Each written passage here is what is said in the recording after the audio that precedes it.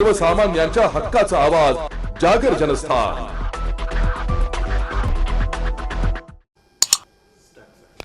नमस्कार।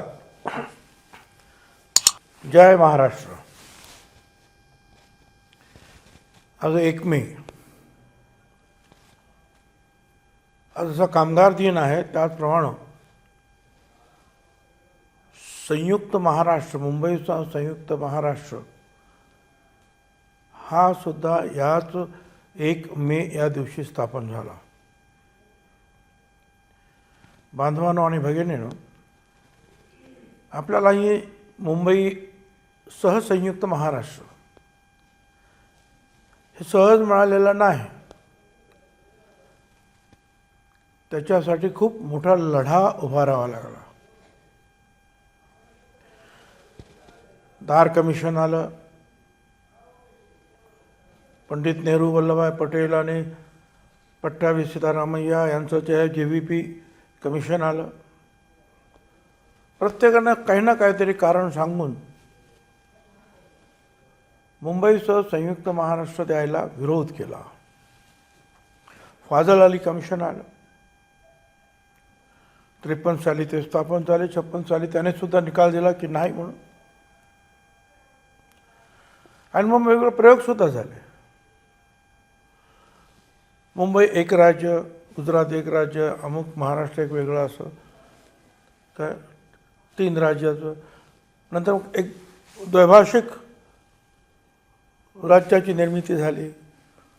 त्याच्यामध्ये गुजरात, मुंबई, महाराष्ट्राचा काही भाग, अर्धा महाराष्ट्र त्याच्यातून वगळलेला होता। अशा रीतीने ती निर्मिती झाली। महाराष्ट्रातले सुद्धा काही नेते असे होते, सखा पाटील वगैरे, की चंद्रसूर्य असेपर्यंत तुम्हाला मुंबई मिळणार नाही, कोण काय सतत बोलत होते। मोरारजीभाई देसाई तर द्वैभाषिकाचे मुख्यमंत्रीसुद्धा होते। काँग्रेस जिवंत असेपर्यंत मुंबई महाराष्ट्राला मिळणार नाही। आणि मग अशा वेळेला जे आहे एक मोठं आंदोलन उभं राहिलं, आणि ते आंदोलन त्यावेळेचे आपले नेते भाई SM जोशी साहेब, साथी SM जोशी साहेब, भाई डांगे, आचार्य अत्रे, प्रबोधनकार ठाकरे, सेनापती बापट, आणि त्यांना पूर्णपणे शक्ती दिली ती डॉक्टर बाबासाहेब आंबेडकर, RD भंडारे यांनी। आचार्य अत्रे आणि RD भंडारे यांनी मुंबई म्युनिसिपॅलिटीमध्ये ठराव मांडला की मुंबई ही महाराष्ट्राला मिळाली पाहिजे। आणि 1 नोव्हेंबर 1956ला ह्या सगळ्या गोष्टीचा जे आहे उठाव झाला मुंबईसह संयुक्त महाराष्ट्रासाठी। एक मोर्चा निघाला चर्चगेटवरून, दुसरा मोर्चा निघाला बोरी बंदरवरून, आणि फ्लोरा फाउंटन ही त्यावेळची नावं आहेत सगळे, तिथे हे सगळे जमा झाले। आणि त्यावेळेला मुख्यमंत्री असलेल्या मोरारजी देसाई यांनी फायरिंगच्या ऑर्डर्स दिल्या। आणि नंतरच्या या सगळ्या भागामध्ये आपल्याला कल्पना आहे की 106 हुतात्मे त्यांचं बलिदान झालं।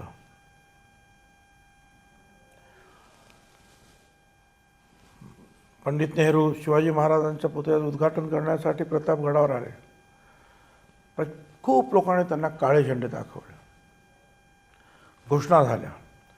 शेवटी इंदिरा गांधी यांनी मध्यस्थी केली, पंडित नेहरूंना समजावलं, आणि मग 1 मे 1960 रोजी आज मुंबईसह संयुक्त महाराष्ट्राचा मंगल कलश हा यशवंतराव चव्हाण यांच्या हस्ते इथे आला, आणि मुंबईसह संयुक्त महाराष्ट्र याची स्थापना झाली।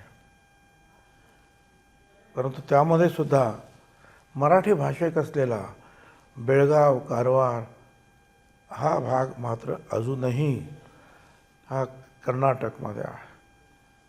गेली 60 वर्षापेक्षा जास्त आंदोलन सुरू आहे, पण तो मराठी भाषिक भाग अजून महाराष्ट्रात आला नाही. तर बांधवांनो, हा महाराष्ट्र मुंबईचा आपल्याला मिळाला. बलिदान झालं 106 लोकांचं. मराठी लोकांची संख्या मोठीच होती. हिंदू होते, त्याच्यात मुसलमान होते, शीख होते, पारशीसुद्धा होते, गुजराती भाषिकसुद्धा होते. गुजरातला सुद्धा द्वैभाषिक नको होतं, त्यांना सुद्धा स्वतंत्र राज्य पाहिजे होतं. आणि अशा या सगळ्यांच्या बलिदानानंतर हे मुंबईसह संयुक्त महाराष्ट्र आपल्याला मिळाला. आपला महाराष्ट्र निश्चितपणे देशामध्ये फार वेगानं प्रगती करतो आहे. ज्यांनी बलिदान केलं, जे लढले, त्याच्यामध्ये एक लक्षात घ्या, आपल्या शाहिरांची भूमिका फार मोठी होती. शाहीर अमर शेख, अण्णाभाऊ साठे, शाहीर गव्हाणकर, शाहीर आत्माराम पाटील, एवढंच नाही तर शाहीर साबळे.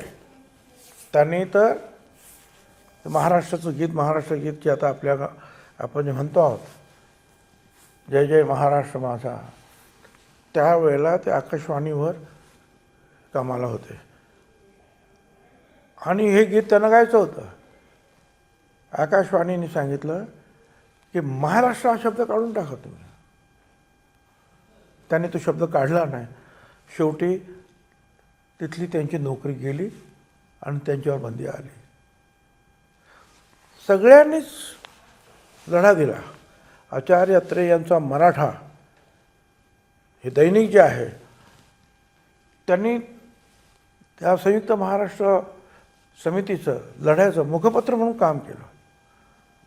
उठावाचं काम केलं सगळ्या महाराष्ट्रामध्ये, मुंबईमध्ये. आणि मग हे असा संयुक्त महाराष्ट्र आज आपण मुंबईसह जी आपली राजधानी आहे, उपराजधानी नागपूर आहे, संपूर्ण महाराष्ट्राच्या विकासासाठी आपण सगळ्यांनी प्रयत्न केले पाहिजे. आपसातले मतभेद मिटवले पाहिजेत. मतभेद असावेत, मनभेद असू नयेत, जात धर्माच्या लढाई असू नयेत. आपापली मतं निश्चित मांडली गेली पाहिजे. परंतु आपलं पूर्ण लक्ष हे महाराष्ट्राच्या उन्नतीकडे असलं पाहिजे. आणि सध्याच्या परिस्थितीमध्ये ज्यावेळेला पाकिस्तानबरोबर एक अतिशय विचित्र परिस्थितीतून आपण जातो आहोत, त्यावेळेला महाराष्ट्रच हा भारताची शक्ती म्हणून काम करू शकतो, हे लक्षात ठेवा. आणि ह्या मुंबईसह संयुक्त महाराष्ट्राला आपण देशामध्ये आजही अग्रणी आहोत. पुढेसुद्धा मोठ्या प्रमाणावर ह्या आपल्या राज्यामध्ये प्रगती होईल, शिक्षणाची प्रगती होईल, नोकरी धंद्याची प्रगती होईल. त्यासाठी आपण काम करूया. धन्यवाद. जय महाराष्ट्र.